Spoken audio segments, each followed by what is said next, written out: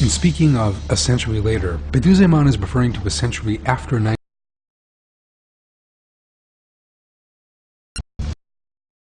Calculation 32 of Surat al.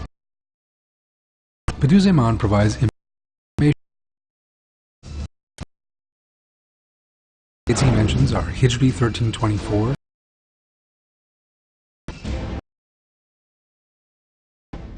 The object Bediuzzaman is referring is 1910 AD. I seek refuge in Allah from the accursed Satan. They desire to put out the light of Allah with their mouth, and Allah will not consent save to perfect His light, though the unbelievers are averse. Surat At-Tawbah 32.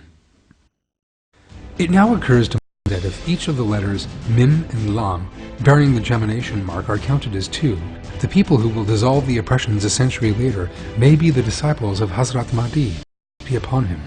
Anyway, there are many secrets within this.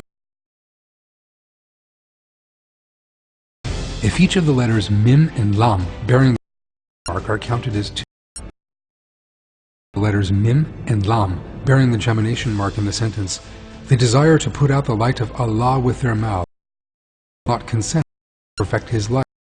And the verse has two words containing Lam with the gemination mark, Allahi,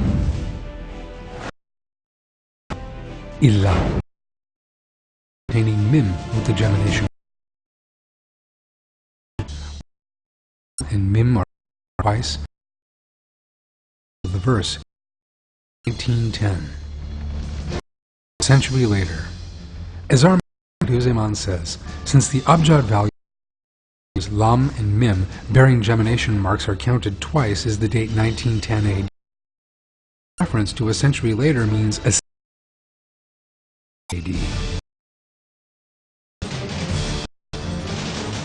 In other words, referring in AD 1910 and a century gives the date 2010. 1910 plus 100 equals 2010. The people who solve the oppressions may be the disciples of Hazrat Mahdi, peace be upon him. The of oppression, its coming to a complete end, will happen once in Zaman's time, not during it, in other words, in the 2010s, and will come about through Hazrat Mahdi upon him and his followers. For by Allah's leave, the 2010s will be when Hazrat Mahdi, peace be upon him, and his followers completely neutralize all oppression.